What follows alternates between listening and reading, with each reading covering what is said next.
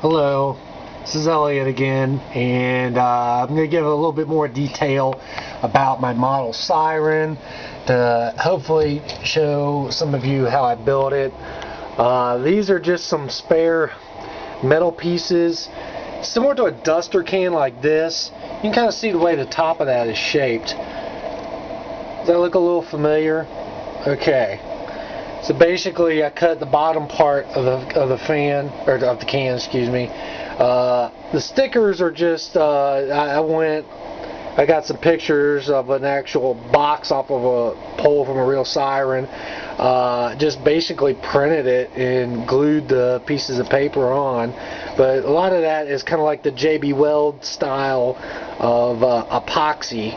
That is a 1/4 inch 3-conductor headphone plug that kind of acts as a slip ring. So when I eventually mount a motor at the top side, it will mate with this piece right here, where my thumb is more or less. That will be more of a gear, and that will allow the top Siren head to rotate. The circuitry here is basically, you can see this section over here, that is a 20-second voice recording module, and basically I got the little chip that you can see back here is a LM386N.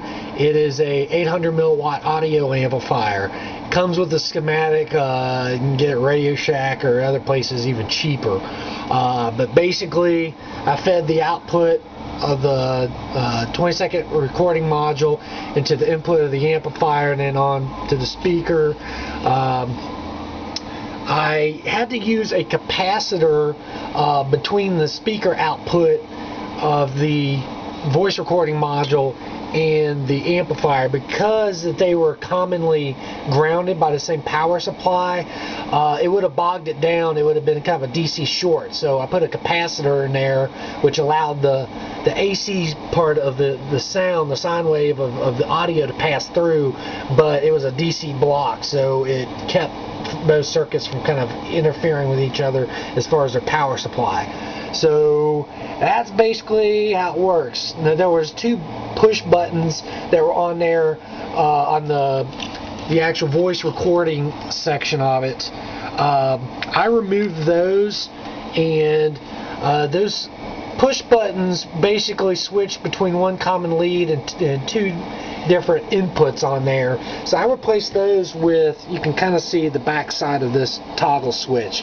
So instead of having to push one button or the other, it's just one button, but you're selecting either or input on there. So that's basically what I did. But otherwise, that's pretty much it. The rest of this was just stuff I found. An aluminum block. Just happened to have some stainless tubing in my work, 1/8 inch. And I ran a little, it looks like a single wire, but it's actually miniature coax, acts as 2 conductors for my audio path for the speaker. So that is pretty much it. Enjoy.